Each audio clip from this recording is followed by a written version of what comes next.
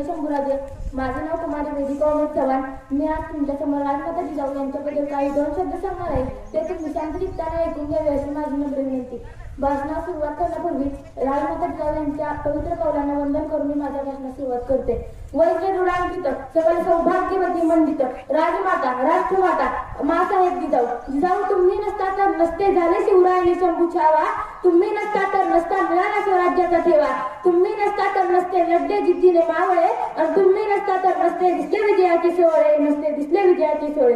या सह्याद्रीच्या कड्याकपाऱ्यात या मावळमुखात स्वराज्याचे संकल्प पूर्ण करण्यासाठी छत्रपती शिवाजी महाराजांच्या पाठीशी हिमालयाप्रमाणे उभे राहणाऱ्या त्या महाराष्ट्राच्या मातीला गरिमांच्या अत्याचारातून मुक्त करणाऱ्या आणि जातक रूढी परंपरांचा चिरच्छेद करणाऱ्या आणि सर्वात महत्वाचे म्हणजे या महाराष्ट्राच्या मातीला स्त्रियांचा अवमान नव्हे तर सन्मान करायला शिकवणाऱ्या शिवशंभूंना घडविणाऱ्या राजमाता जिजाऊ.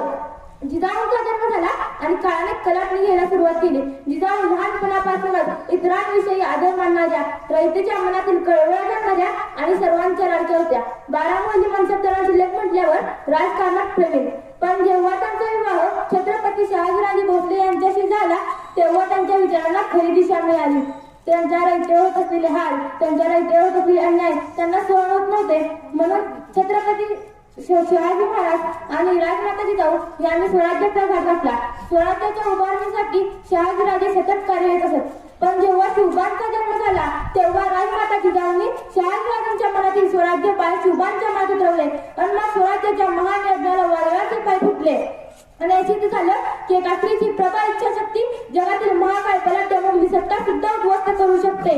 आणि हेच आऊसाहेबांनी सिद्ध करून दाखवलं. हीच गोष्ट संबंध विश्वासाची प्रेरणा होती की एका स्त्रीने, एका व्यक्तीने काहीही ठरवले तर ती काहीही करू शकते. भारतावर 550 वर्ष परकीय मुघलां परकीय सत्तांनी राज्य करणाऱ्या नंतर नायनाट करण्यासाठी जिजाऊंनी आई जगदंबेचा दत्ता पोत हाती घेतला आणि स्वराज्याचा मार्ग दाखवला. छत्रपती शिवाजी महाराज स्वराज्य उभारून घेतले ते फक्त आणि फक्त आऊ जिजाऊंच्या प्रेरणेमुळे. आज या महाराष्ट्राच्या भूमंडळी जो पहिला वादळात गंजावत आहे तो फक्त आणि फक्त आऊ साहेबांच्या पदराच्या सावली खाली.